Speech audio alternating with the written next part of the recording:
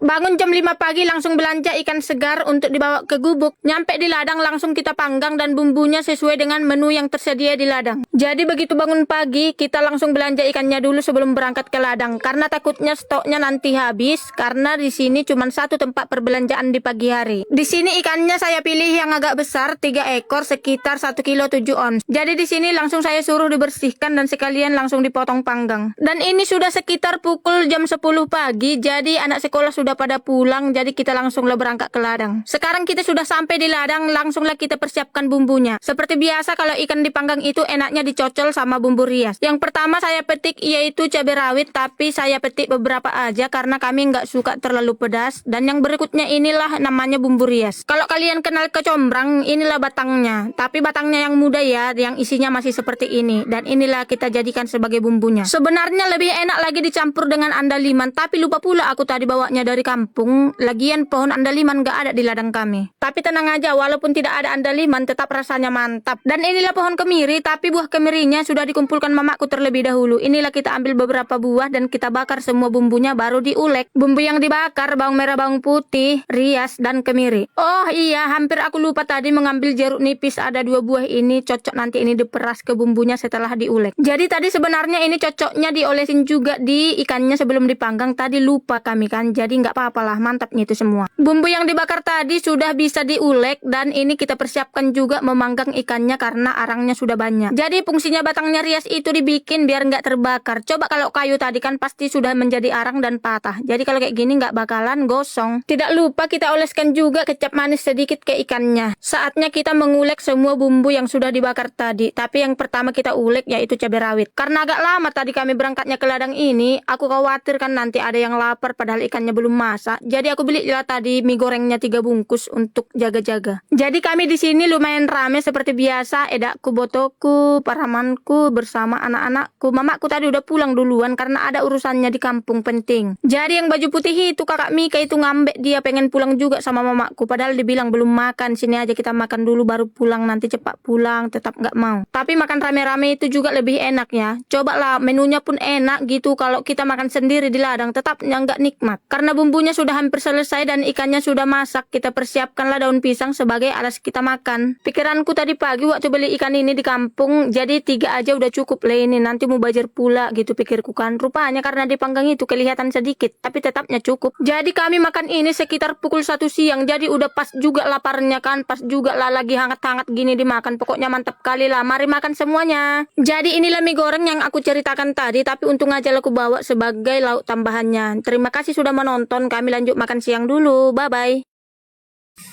Lengket sini getahnya guys. 2 kali 1 minggunya kami menderes, jadi ini lepas untuk kedua kali dalam minggu ini. Menderes lah dulu kita kan. Jadi jangan salpok kalian sama caraku yang menderes ini ya weh. Karena kalau aku kan masih belajar ini namanya. Gak belajar lagi maksudnya. Masih pemain baru lah. Sebelah sini juga. Jadi inilah kita pungutlah karet yang sudah kita deres yang 2 jam yang lalu kan. Karena nggak menetes lagi kalau udah 2 jam. Jadi kita pungutlah ini, kita tuang dalam ember ini ya kan. Kalau ditanya bau ya bau lah ya. Oke, kita pindah ke pohon yang lain. Jadi banyaknya karet itu setiap pohonnya itu berbeda ya. Karena kan yang satu pokok ini banyak getahnya, yang pokok lain belum tentu banyak ya kan. Seperti ini getahnya lumayan banyak. Nah, mungkin ada ini 4 kilo ini. Rupanya itu yang dipungut mamaku udah penuh. Gak usah mama yang ngangkat. Aku bilang. Nah, coba katanya. Siap, langsung kita angkat ke gubuk kan guys. Betul. Jadi inilah hasilnya guys, udah kita kumpulkan. Ada ini 5 paragon. Terus ada itu tadi 1 trip lagi belum kumpulkan. Oke, terima kasih. Sudah dipanggil-panggil durian itu aku kan ambil aku Mak Tania katanya. Tapi menderes lah dulu, aku pikirku siap lah dulu ini baru urusan durian kita. Begitu nyampe di ladang kita galakkan lah dulu api ini biar nggak banyak kali nyamuk. Jadi betahlah nanti kakak Tania menunggu aku menderes kan. Karena udah jadwalku menderes hari inilah kan. 2 kali seminggunya menderes. Jadi hari inilah nanti terakhir entah hari Jumat atau Sabtu nanti lah itu. Oke, sudah ada asap jadi aman aman lah dari nyamuk. Sekarang kita ambil episode resnya biar langsung menderes kita. Jadi kakak Tania ini untung aja tadi cepat dia pulang sekolah karena belum aktif belajar mereka. Jadi kasihlah dia tugas. Selesai aku deres, tengok jalannya getahnya itu pas enggak mengiringi jalannya itu atau paritnya itu menuju tempatnya. Ku bilang kalau ada berserak nanti luruskan pakai kayu. Ku bilang. Jadi waktu menderes karet yang kecil ini kan udah ada ku nampak 2 durian jatuh. Ya udah nanti itu pas siap menderes ku bilang kan. Rupanya selesai menderes langsung ku ambil lah, ku bawa lah ke gubuk. Jadi kali ini nggak makan di ladang kami karena tadi dari kampung kan udah jam 12 siang. Jadi udah makan siang dulu baru berangkat tadi ke ladang. Inilah jengkol yang dalam gon ini yang kami panen kemarin tapi belum kami bawa ke kampung besok lah itu karena belum ada kereta yang bawa. Duanya tadi durian itu yang kami dapat tapi satu ada yang dimakan tupai. Sisanya itulah kami makan atong karena kalau dijual pun itu murah kalinya itulah kan. Kadang asal-asal ditumpukkan gitu. Karena biasanya 2 jam setelah menderes kami obatinya itu kami bekukan lah yang dideres itu kan biar aman dari hujan. Ku bilang lah sama kakak Tania ini cepatlah yang makan durian ini biar langsung mengobati kita. Jadi karena aku tengok cuaca gelap kan nanti kehujanan kami nggak bisa kuambil payung ini atau biru ini pikirku kan. Jadi kuambil lah dulu, sediakan payung sebelum hujan lah ceritanya ini. Udah sempat tanak pula kemarin obatnya yang dalam jerikan ini kan. Jadi kita aduk-aduk lah dulu pakai kayu biar merata dia lalu kita tuang lah ke dalam aqua. Terus kami langsung mengobati ya, bye bye.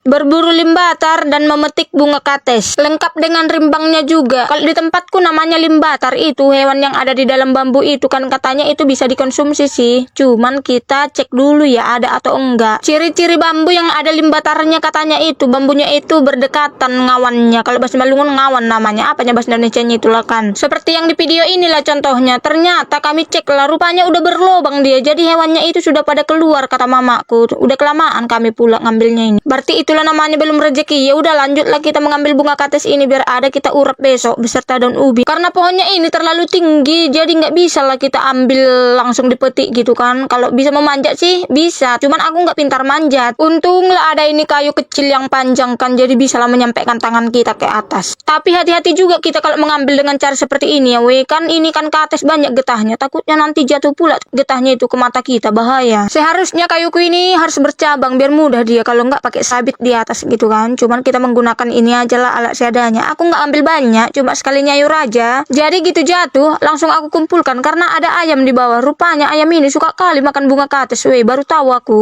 Lumayan juga dapat kue. Langsung aja lah kita petik-petikkan besok biar mudah nyayurnya. Jadi daun ubinya tidak usah lah aku ambil di sini karena ada nanti yang kasih itu kakakku datang ke rumah nanti dia ngantar daun ubi. Udah lama kali kami nggak nyayur bunga kates, weh. Biasanya kan ini enaknya ditauco juga, enak juga ini campur sama udang kan. Cuman diurap pun enak juga ini weh. Tapi harus pintar kita masaknya biar nggak pahit. Kemarin ada yang kasih saran katanya kalau rebus daun kates itu dicampur sama pucuknya jambu batu gitu kan. Jadi hilang rasa pahitnya katanya. Jadi ku coba lah rupanya betulnya weh. Sekalian kita petik juga lah rimbang ini untuk nyayur entah apa besok-besoknya. Kalau jadi ditauco cocok juga ini dicampur nanti. Jadi memetik rimbang ini harus hati-hatinya kita karena durinya ini tajam. Jadi kalau di kampung kami kalau rimbang ini banyak weh. Kadang nggak dipanen orang gitu kan. Udah bosan makannya. Sebenarnya kalau banyak kali lah akunya dia dijual. Cuman kalau tanggung gitu kan udah murah masa sedikit lagi mau dapat apa kita. Akhirnya kita sudah selesai petik-petik langsung aja kita pulang weh biar langsung memasak. Ini dan ubinya udah langsung diantar kakakku ke rumah. Jadi inilah mau dimasak besok guys. Karena kalau sayur kami hari ini sudah tersedia jadi untuk besok aja lah ini. Oke. Baru tahu rahasia pisang goreng biar empuk dan rapuh, langsung ludes seketika. Hai guys, selamat bertemu kembali dengan video saya. Jadi ini ceritanya saya mau masak pisang goreng dan singkong. Sebelum memasak kita harus menyuci piring terlebih dahulu. Ini piring tadi malam dan sisa memasak saya tadi pagi. Walaupun hari ini kami tidak ke ladang, tapi tetap aja sibuk walaupun di rumah ya guys. Selesai mencuci piring, saya harus membersihkan kamar mandi biar tidak licin. Kita brus aja sampai bersih. Jadi sebelum kita lanjut beberes rumah, saya ada singkong yang dikasih Eda semalam.